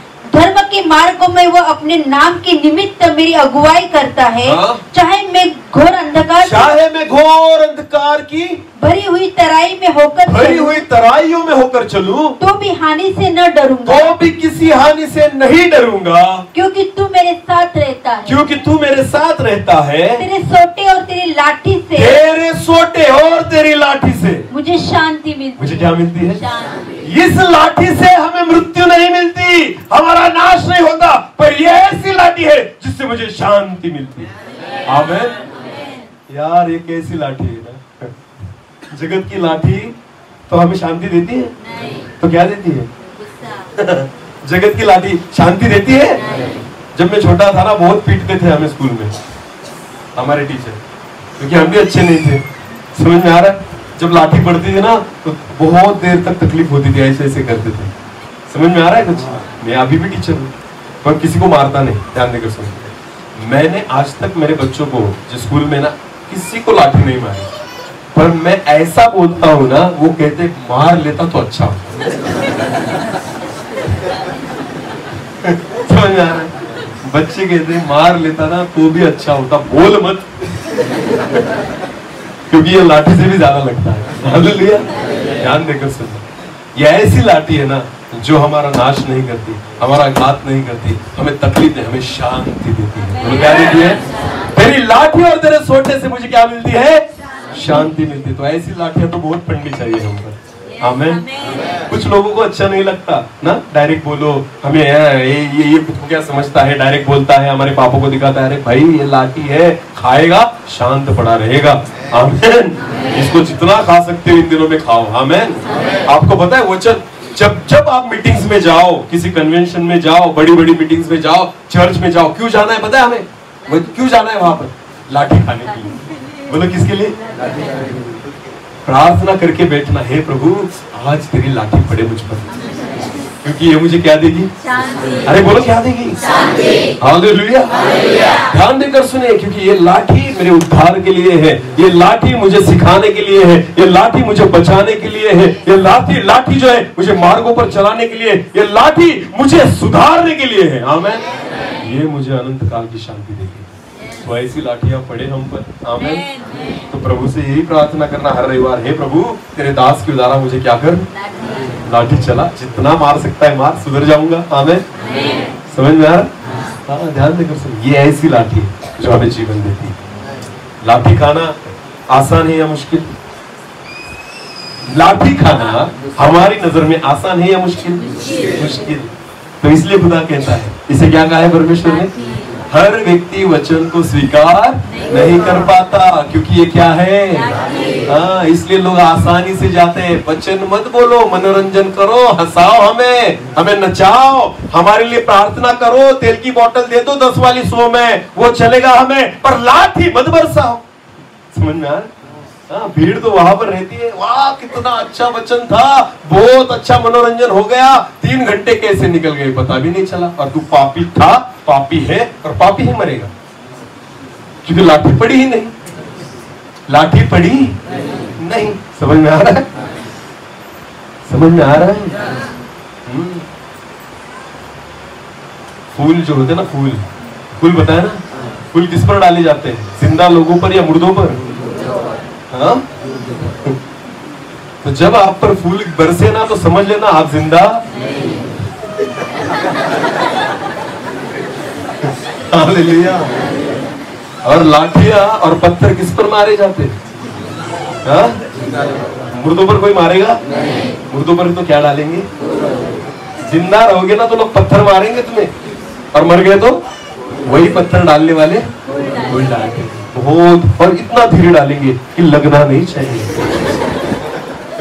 देखो ना, आप कभी गए होंगे ना, कोई मर गया तो ना, लोग ऐसे ऐसे धीरे से चढ़ाते हैं, ऐसे जैसे कि उसको लग जाएगा। जिंदा था तो गाली देता था, जिंदा था तो उसे मारने के लिए जाता था, और अब मर गया तो फूल भी ऐसे चढ़ाता है, बहुत धीरे से, लग ना जाए उसको। मर जाओ लोग फूल चढ़ाएंगे, और जिंदा लोगों पर पत्थर। बोलो क्या? हाँ, ध्यान देकर सुने, खुदा की लाठियां जो है ना, मुर्दों पर नहीं, जो जिंदा है आत्मिक रीति से उन पर ही चलाता है। आमेन। क्योंकि हम बदले। हालेलुया। हम शांति को पाए, वरना फूल बरसाना है ना तो मर जाओ। सब तरफ से फूल बरसेंगे। समझ में आ रहा है? मैं भी आऊंगा डालने के लिए। मिट्टी को, राख को ना, मैं भी आऊंगा, 2 मिट्टी डाल के मैं भी चला जाऊंगा। समझ में आ रहा है? क्या चाहिए आपको, फूल या लाठी? कौन सी लाठी? वचन की। बोलो कौन सी लाठी? जो खुदा हमें देना चाहता है। तो आसान है या मुश्किल? मुश्किल। पर मुश्किल जो है ना, वही आपको कहाँ लेकर जाएगा? स्वर्ग में, जीवन की ओर। आमेन। इसलिए वचन कहता है कि फाटक जो है ना जीवन का, वो सकेत है, और रास्ता कठिन है। बोलो रास्ता। हाँ, उस वचन को फिर पढ़ना अभी। हाँ, मत्ती रचित सुसमाचार। क्योंकि सकेत है वो फाटक, क्योंकि सकेत है वो फाटक, और कठिन है वो मार्ग, कठिन है वो मार्ग जो जीवन को पहुंचाता है, जो जीवन को पहुंचाता है, और आगे, और थोड़े हैं जो उसे पाते हैं, जो उसे, क्योंकि लाठी सब खाना नहीं चाहते, तकलीफ सब सहना, कठिन रास्तों पर चलना सब नहीं चाहते। इसलिए वहां पर जाने वाले कैसे हैं? चर्च में आने वाले कितने हैं? चर्च में घुसने वाले कितने हैं? और स्वर्ग में घुसने वाले? बाकी कहाँ जाएंगे? बाकी कहाँ जाएंगे? बोलो ना। ये कौन सी कलीसिया है? इंडियन नेशनल वालों ने अलग से स्वर्ग बनाया है आपके लिए। कि इंडियन नेशनल वाले स्वर्ग में जाएंगे ऐसा? अरे बोलो ना। फिलाडेल्फिया वालों का अलग सा स्वर्ग है, टीम मिशन वालों का अलग सा स्वर्ग है, सबका एक ही है, सबका एक ही है। तो हमारी एरिया मीटिंग, ये उनकी एरिया मीटिंग, ये फिलाडेल्फिया वाला, मैं इंडियन नेशनल वाला, तो प्रभु वाला कौन है? हाँ, प्रभु वाला कौन है? सुभाष भाई मुझे बोल रहे थे घाना के पास्टर का है, हाथ ऊपर करें, वो सामने बैठे हैं। इन्होंने आपका परिचय कैसे दिया था पता है आपको? इन्होंने मुझे कहा अपने ही है हमारे इंडियन नेशनल वाले ही है। तो मैंने थोड़ी देर से सोचा था कि भाई मैं कौन सा हूं ये तुम्हारे हैं, तुम उनके हो, फिर मैं कौन सी कैटेगरी में आ गया? मैं हूं किसका? हा? समझ में आ रहा है? मैं टेंशन में आ गया, प्रभु ये अपने अपनी चला रहे हैं, मेरा क्या है खुद का? हालेलुया। विश्वासी लोगों, अपना अपना छोड़ो, प्रभु के पास आओ। आमीन। हाँ, यहोवा मेरा, मुझे कोई घटी, स्वर्ग केवल एक ही है। आमीन। ना तो इंडियन नेशनल, ना तो फिलाडेल्फिया, ना तो कोई दूसरी संस्था। आमीन। संस्था केवल व्यवस्था है। बोलो क्या है? जो जगत में के लिए जरूरी है, वो चाहिए, वो आवश्यक, पर ये परमेश्वर नहीं है, ये खुदा, ये हमारी पहचान यीशु मसीह है। Hallelujah, hallelujah. तो सारे अपने ही यार, समझ में आ रहा है? पास्टर जी अपनी एरिया मीटिंग अपनी है सारी। हालेलुया। सच ये है ना, मैं आपको बताना चाहता हूँ, देखो ध्यान देकर सुनो। गलत हम ही करते हैं और लोगों को दोष देते हैं कि ये हमें विरोध करते हैं। अरे हमें गलती आप भरी पड़ी है यार, समझ में आ रहा है? वो क्या कहते हैं, तुम्हारा एक ही प्रभु है तो एक मीटिंग करो ना। नहीं, हम क्यों करें, हमारी एरिया मीटिंग अलग होगी। अरे वाह। एक बात बताओ, मुझे ध्यान देकर सुनना, एक सबको फुकट की टिप दे रहा हूं मैं। हाँ, देता नहीं ज्यादातर, पर आज ले लो। समझ में आ रहा है? समझो सुबीर में 10 संस्थाएं काम करती, बोलो कितनी? 10 संस्थाएं, बराबर है ना? तो 10 संस्थाएं क्या करती पता है क्या? 10 एरिया मीटिंग लेती। कितनी? एक महीने में कितनी एरिया मीटिंग? तो पुलिस स्टेशन में अर्जी कितनी जाती है, बोलो कितनी? तो उनको पता चलता है कि एक महीने में कितनी मीटिंग हुई? 10। मैं आपको एक बात बताऊं, एक ही मीटिंग 10 संस्थाएं मिलकर करो, ध्यान देकर सुनो, 10 दिन की करो, बोलो कितनी? 10 दिन की करो, अर्जी कितनी जाएगी? और उनको क्या लगेगा कितनी मीटिंग हुई?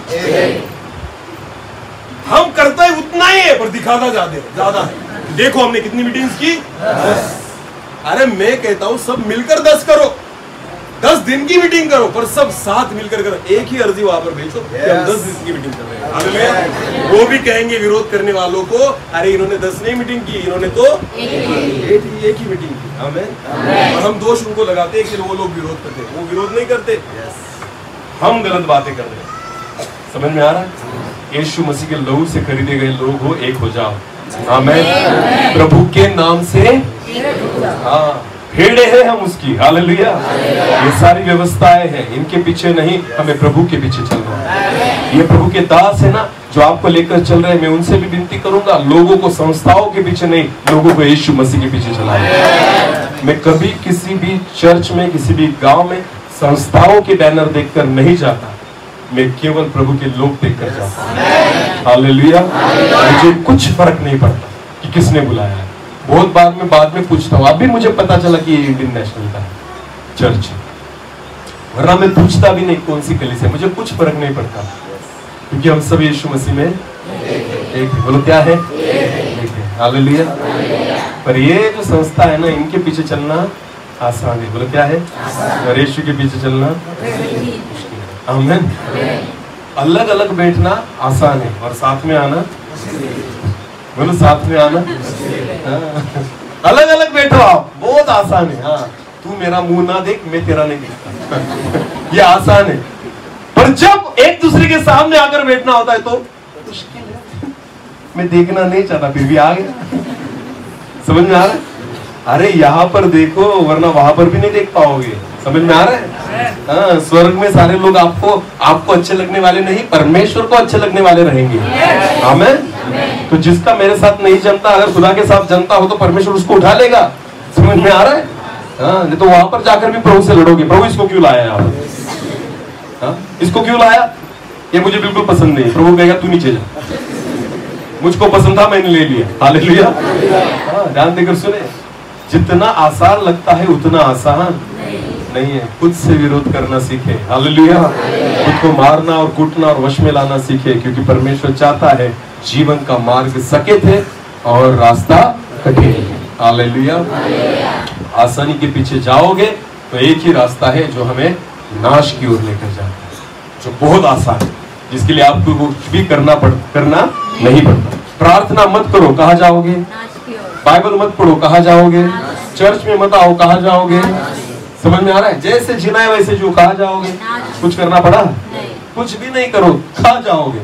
नाश की ओर। तो जीवन की ओर अगर जाना है ना, तो हमें कठिन मार्ग को चुनना और सकेत मार्ग से जाना होगा, तभी जाकर जीवन में प्रवेश कर पाओगे। आमीन। सकेत मार्ग, हालेलुया। सकेत मार्ग का मतलब क्या होता है? ध्यान देकर सुनना। ऐसा फाटक कि जिसमें से केवल मैं ही अकेला अंदर जा सकता, ऐसा सकेत मार्ग। एक बैग भी अगर साथ में रही ना तो भी घुस नहीं पाऊंगा। समझ में आ रहा है? पूरा खाली, पूरा खाली। जितना खुद को खाली करूं उतना अच्छी रीति से अंदर जाऊंगा। आमीन। और जितने भरे हुए होंगे ना, ये पॉकेट भी वहां पर नहीं जाएगा, क्योंकि ये ऊपर निकल आया है ना, तो खुदा कहेगा इसको भी बेटा नीचे निकाल कर रख दे, वरना तू अंदर नहीं जा पाए। किसके कारण? पॉकेट के कारण। जितना खुद को खाली करोगे उतना आसानी से अंदर जाओगे, क्योंकि वो फाटक कैसा है? सकेत। बोलो कैसा है? हाँ? इसलिए धनी मनुष्य प्रभु यीशु मसीह के पास आया और उसने कहा, हे प्रभु मुझे स्वर्ग में जाना है, क्या करूं? तो यीशु ने कहा 10 आज्ञाओं को मान। तो उसने कहा, प्रभु मैं जब बचपन में छोटा था ना तब से मानते आ रहा हूं, मैंने सब बातें की, आप मुझ में क्या कम करता है? तो यीशु मसीह ने कहा, तू ज्यादा फूला हुआ। तो क्या? ज्यादा फूला हुआ। एक काम कर, मैं तेरी थोड़ी हवा निकालता हूँ। क्या करता हूँ? मैं बहुत बार कहता हूँ, प्रभु ने मुझे 2 प्रकार की सेवा दी है, हवा भरने की और हवा। जिनकी कम हो जाती है खुदा भरता है, और जिनमें ज्यादा हो गई उनकी निकालता है। तो ये जो धनी व्यक्ति था यीशु मसीह के पास आया, उसकी हवा क्या थी? ज्यादा या कम? ज्यादा, क्योंकि वो खुद को बहुत धर्मी समझ रहा था। हालेलुया। बहुत हवा भरी थी, उछल उछल के आ रहा था। आमीन। ध्यान देकर सुने, गाड़ी अगर रास्ते पर अच्छी चलानी हो ना, तो उसमें हवा कम भी नहीं होनी चाहिए और ज्यादा भी नहीं, बराबर होनी चाहिए। बराबर है ना? अगर ज्यादा रही तो क्या होता है भाइयों? ज्यादा उछलेगी, क्या करेगी? जमीन को चिपक कर नहीं चलेगी। और कम हुई तो गाड़ी ऐसी ऐसी चलने लग जाती है। समझ में आ रहा है? तो हवा कैसी चाहिए? बराबर। बोलो कैसी चाहिए? तो अगर कम हुई तो भरनी पड़ती है और ज्यादा हुई तो इस जवान में हवा क्या थी? ज्यादा। यीशु मसीह को कहता है, अब मुझ में क्या कमतरता है? प्रभु कहता है, कमतरता नहीं, तुझमें ज्यादा है। तुझमें कमी कुछ नहीं है, तुझमें क्या है? ज्यादा है। बहुत हो गया तुझमें। हालेलुया। उसने खुद यीशु मसीह से कहा, हे प्रभु मैं 10 आज्ञाओं को मानता हूं, अभी मुझे बता कि मुझमें क्या कमी है। तो यीशु ने कहा, बेटा कमी कुछ नहीं, तुझमें ज्यादा है, हवा ज्यादा हो गई तुझमें। तो यीशु ने कहा, एक काम कर, तुझमें एक बात की कमी है, तेरे पास जो भी संपत्ति और पैसा है ना, वो सारा गरीबों में बांट दे। हाँ, तुझे स्वर्ग में बहुत संपत्ति मिलेगी और तू मेरे पीछे आ जा। आमीन। तो यीशु मसीह ने क्या किया पता है? एक ही बार में उसकी हवा निकाल दी। उसका मुंह ऐसा हो आया यीशु मसीह के पीछे, उद्धार को पाया, जीवन को पाया, मायूस होकर उदास होकर चला गया। क्यों? क्योंकि सकेत मार्ग में से और सकेत फाटक में से अंदर नहीं जा पाया, क्योंकि उसके पास बहुत सारी संपत्ति थी, उसको लेकर जाना चाहता था। कुछ नहीं जाएगा, आपको अकेले ही अंदर जाना होगा। हालेलुया। जितना खुद को खाली करोगे उतना अंदर जाने के चांसेस ज्यादा। आमीन। भरे हुए लोग अंदर नहीं जा सकते। आमीन। जो खुद को खाली करेंगे वही अंदर जा सकते हैं। इसीलिए वो फाटक जो है ना, सकेत है। खुद को जितना नम्र कर सके उतना करे, जितना खाली कर सके उतना करे, वो आपके लिए फायदेमंद होगा। आमीन। इसीलिए इस वचन में इस रीति से लिखा। आखिरी बार उस वचन को पढ़ेंगे, फिर हम प्रार्थना में जाएंगे। क्योंकि सकेत है वो फाटक, क्योंकि सकेत है वो फाटक, और कठिन है वो मार्ग, और कठिन है वो मार्ग जो जीवन को पहुंचाता है, जो जीवन को पहुंचाता है, और थोड़े हैं जो उसे पाते हैं, और बहुत थोड़े हैं जो उसे। मैं आपको कहना चाहता हूँ और परमेश्वर से प्रार्थना करता हूँ कि उन थोड़ों में से हम सब रहे। समझ में आ रहा है? जो थोड़े हैं ना अंदर जाने वाले, उनमें हम सब रहे। बस यही प्रार्थना है मेरी। आपको चंगाई मिले न मिले, घर मिले न मिले, गाड़ी मिले न मिले, आशीष मिले न मिले, मैं एक ही चाहता हूँ, जीवन मिले, स्वर्ग मिले, उद्धार मिले, अनंत काल का जीवन मिले। यही परमेश्वर भी चाहता है और एक प्रभु का दास होने के नाते मैं भी वही चाहता हूँ। और उसी के लिए आपको सकेत फाटक में से ही गुजरना और कठिन मार्गों में से जाना, जो कुछ करना पड़े करे, हालेलुया, जो सहना पड़े वो सहो, पर स्वर्ग तक जाओ। आमीन। समझ में आ रहा है? कुछ फर्क नहीं पड़ता, ज्यादा नहीं, 50, 60 साल, 70 साल, आजकल की गारंटी तो नहीं है, कुछ भी कल की भी नहीं है। समझ में आ रहा है? तो क्यों इसके लिए जीना? जीना है ना तो उस जीवन के लिए जीना जो अनंत काल का है, जो कभी समाप्त होने वाला नहीं। हालेलुया। मैं बहुत बार एक प्रार्थना करता हूँ जिस कलीसिया में, चर्च में जाता हूँ ना, कि प्रभु जितने लोग मुझे यहाँ पर दिख रहे हैं ना, उतने सब स्वर्ग में दिखे। हालेलुया। क्योंकि वो परमेश्वर से इतना ही प्यार करता है, उसकी एक ही इच्छा है, कुछ भी करो पर कहाँ आओ, बोलो बोलो, कहाँ आओ? मारो खुद को, कूटो खुद को, पीटो खुद को, वश में लाओ खुद को, पर कहाँ जाओ? स्वर्ग। आमीन। समझ में आ रहा है? तो उस मार्ग को चुनना जो हमारे लिए लगता है कि कठिन है, पर वही मार्ग जीवन को दिखाता है और जीवन तक लेके जाता है। हालेलुया। मैं विश्वास करता हूँ कि आज के बाद हम हमारे आत्मिक जीवन को शुरू करेंगे। आसान नहीं है, आसान नहीं है। नाश होना है ना तो खा पी कर सो जाओ घर जाकर, और अगर जीवन को पाना चाहते हो ना तो आज से प्रार्थना करना शुरू करो, वचन सुनना और पढ़ना शुरू करो, परमेश्वर के मार्गों पर चलना शुरू करो और उसके गवाही देना शुरू करो। हालेलुया। उस अंधे व्यक्ति के समान जिसे यीशु मसीह ने शिलोह पर भेजा था, क्योंकि प्रभु को पता था ये चंगा हो गया ना चुपचाप बैठेगा, तो खुदा खुद उसको चंगा करना चाहता है। आमीन। समझ में आ रहा है? मेरी पत्नी को परमेश्वर ने बचाया, मैं प्रभु को धन्यवाद देता हूँ। मैं क्यों प्रभु में आया पता है आपको? मैं पीने वाला खाने वाला व्यक्ति था, पाप में गिरा पड़ा व्यक्ति था। बचपन से मैं क्रिश्चियन परिवार में था। ये मेरी मिसेज जो है ना, मेरी पत्नी, वो विधर्मी परिवार से, वो प्रभु को नहीं जानती, पर मैं तो बचपन से जानता था। जैसे पैदा हुआ क्रिश्चियन परिवार में, और खाना पीना सब चलता था, मुझे नौकरी भी लग गई, सारी बातें। उसके बाद हमने लव मैरिज भी की। शादी होने के बाद जब वो प्रेग्नेंट थी ना, उसके पेट में बच्चा था। आपको पता है, एक रात 7 महीने हुए थे उसको, कितने महीने, और एक रात अचानक उसको ब्लीडिंग, खून जाना शुरू हो गया। उस रात को मेरी माँ को मैंने बोला, तो मम्मी ने कहा कि होता है ऐसे, प्रेगनेंसी में कुछ बार होता है ऐसा। 1 घंटा हो गया, 2 घंटा हो गया, रात के 10 बज गए, फिर भी उसकी ब्लीडिंग चालू थी।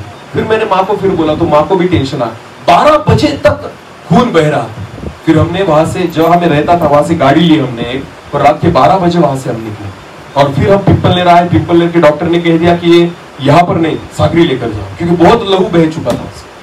साकरी गए, वहां से और आधा घंटा पौन घंटा लगा।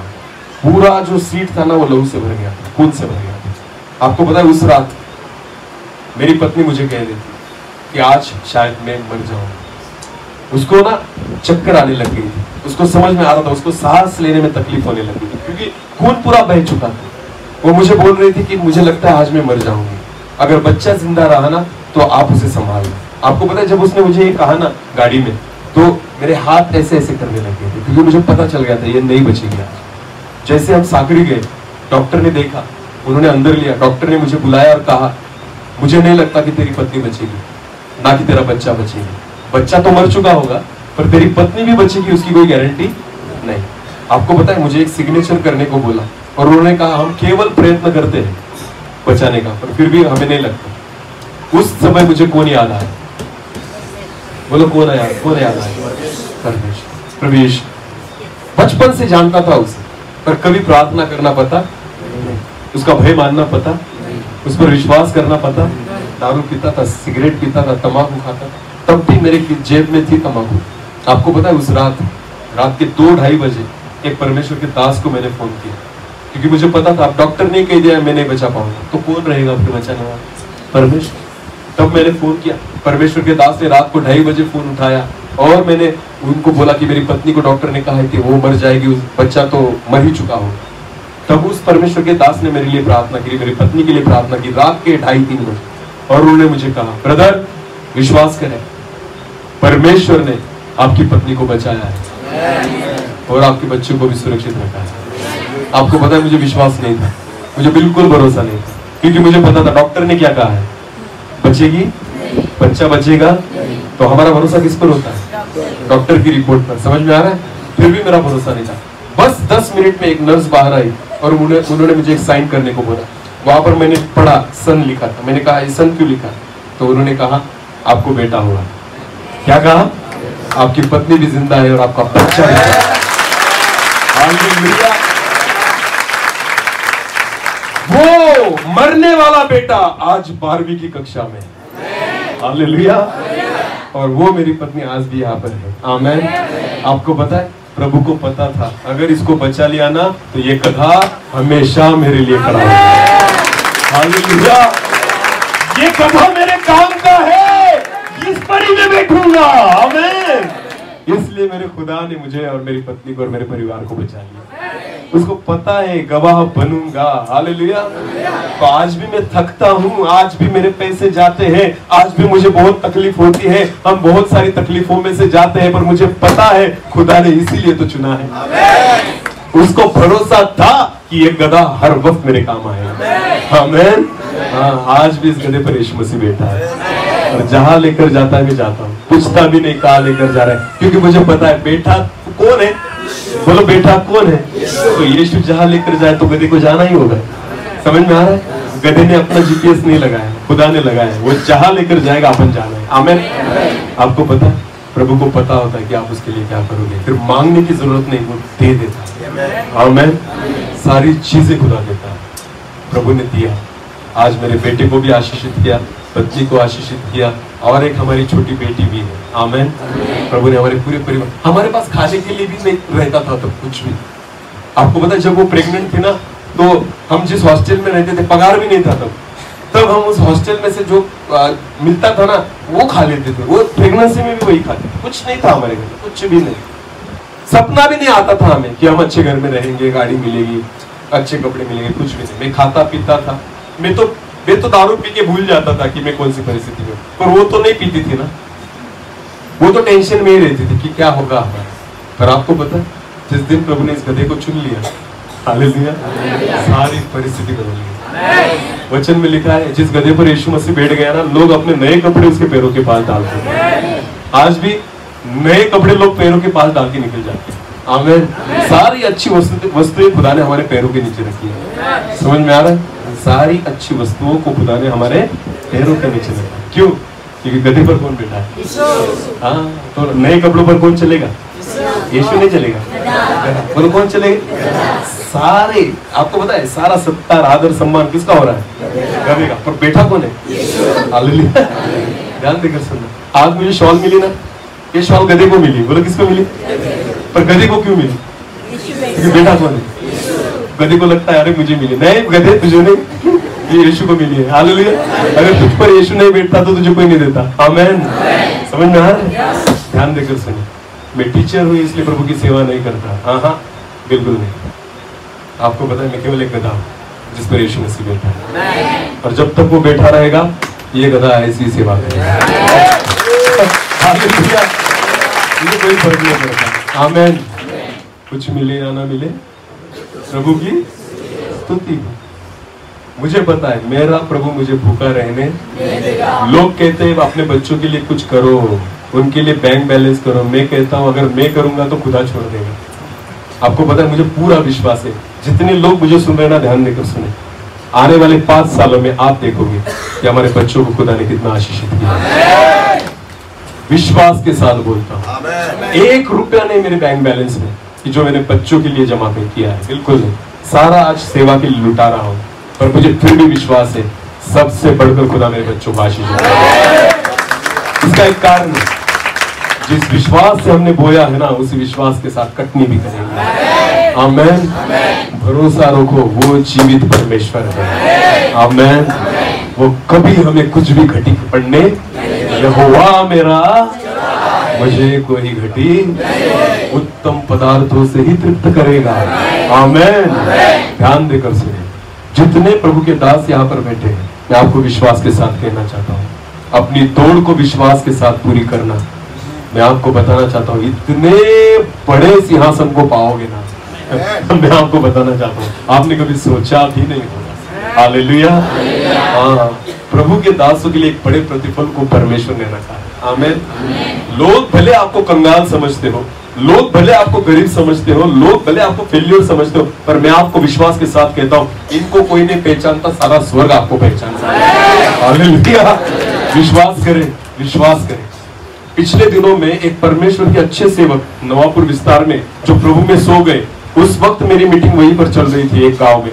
तो जब मुझे पता चला, वो बहुत अच्छे थे सेवा में, उनकी उम्र हो चुकी थी, और अचानक रात को वो प्रभु में सो गए।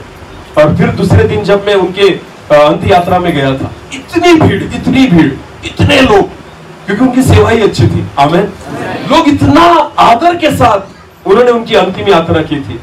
तो मैं वहां पर बैठा हुआ सोच रहा था कि हे प्रभु, जो तेरा दास आत्मा और सच्चाई से तेरी सेवा करता है ना, उसको लोग इतने आदर से विदा कर रहे हैं। अगर जगत में उसकी लाश को इतना आदर मिल रहा है, तो स्वर्ग में स्वागत कैसा होगा? हालेलुया। अगर विदाई ऐसी है, तो स्वर्ग में स्वागत कितना बड़ा होगा। आमीन। विश्वास करें, प्रभु यीशु मसीह खुद खड़ा होकर हमारा स्वागत करें। आमीन। मैं तो कहता हूं ना, जीने से मरना अच्छा है। हालेलुया। पौलुस क्या कहता है पता है? मैं नहीं जीना चाहता, पर तुम्हारे लिए जी रहा हूं, वरना मरना मेरे लिए लाभ है। हालेलुया। क्योंकि सबसे बड़ा सत्कार तो वहीं पर होने वाला है, एक बड़ा मुकुट वहीं पर मिलने वाला है। आमीन। विश्वास करें, जिस जीवन को खुदा ने आपको दिया है ना, सबसे बहुमूल्य जीवन है। हाँ, उस जीवन के लिए जिए, और वो जीवन पाने के लिए आसानी नहीं, कठिन मार्ग से जाना होगा। हालेलुया। कुछ भी कठिनाइयों में से जाओ, सताओं को सहो, कुछ भी करो, और विश्वास करो, जीवन मिलेगा। आमीन। बहुतायत से जीवन मिलेगा, कभी न खत्म होने वाला जीवन मिलेगा। उसी जीवन को खुदा देना चाहता है। बस कठिन मार्ग और सकेत फाटक से अंदर जाओ। हालेलुया। अपनी आंखों को बंद करें, इस समय हम प्रार्थना में जाए। धन्यवाद, आप हमसे प्यार करते हो प्रभु, सबसे ज्यादा आपने हमसे प्यार किया। प्रभु जी, हम आपके मार्गों पर चले, उस सकेत मार्ग से चले, आप हमें सहायता। रास्ता सकरा है, खुदा का थामे रहना, रास्ता सकरा है, चले हो तुम खुदा के साथ, रास्ता सकरा है, खुदा का थामे रहना, रास्ता सकरा है, चलो चले यीशु के साथ, आओ थामे यीशु का हाथ। Hallelujah, hallelujah, hallelujah, hallelujah. बहुत तेरे आएंगे, कहेंगे हम तुम्हारे हैं, खुदा की बात तुम सुनना, रास्ता सकरा है। बहुत तेरे आएंगे, कहेंगे हम तुम्हारे हैं, खुदा की बात तुम सुनना, रास्ता सकरा है। चलो चले यीशु के साथ, आओ थामे यीशु का हाथ। Hallelujah, hallelujah, hallelujah, hallelujah. खुदा की रहमत तुम पर हो, मसीह की बरकत तुम पर हो, दुआए बाप की ले लो, रास्ता सकरा है। खुदा की रहमत तुम पर हो, मसीह की बरकत तुम पर हो, दुआए बाप की ले लो, रास्ता सकरा है। चलो चले यीशु के साथ, आओ थामे यीशु का हाथ। हालेलुया, हालेलुया,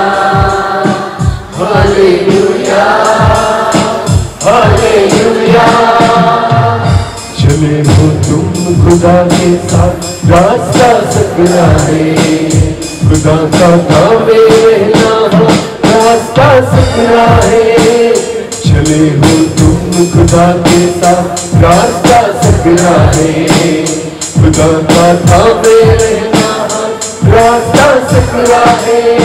चलो चले यीशु के साथ, आओ तबे यीशु का hallelujah hallelujah hallelujah hallelujah hallelujah hallelujah hallelujah hallelujah. धन्यवाद पिता प्रभु जी, इस समय के लिए हम आपको धन्यवाद देते हैं प्रभु जी। उस सकेत फाटक से हम अंदर जाए, उन कठिन मार्गों को रास्तों को हम चुने, क्योंकि वही हमें जीवन की ओर लेकर जाएंगे प्रभु जी। हाँ पिता, हम आपके मार्गों पर चलने वाले बने, आपके वचनों के अनुसार चलने वाले बने, आपकी वचन को काटी, आपकी वचन की लाठी को लेकर चलने वाले बने। आप हमें सहायता कीजिए प्रभु जी। मैं प्रार्थना करता हूँ प्रभु जी, हम आपके हाथों में आते हैं। हाँ प्रभु, हमें आपकी इच्छा के अनुसार चलने वाले आप बनाए। जिस बीज को यहाँ पर बोया गया है 30 गुना 60 गुना 100 गुना फल लाए। सारा आदर और सारी महिमा जलाल आप ही को देते हुए प्रार्थना प्रभु यीशु मसीह आपके सामर्थ्य और जीवित नाम से आमीन।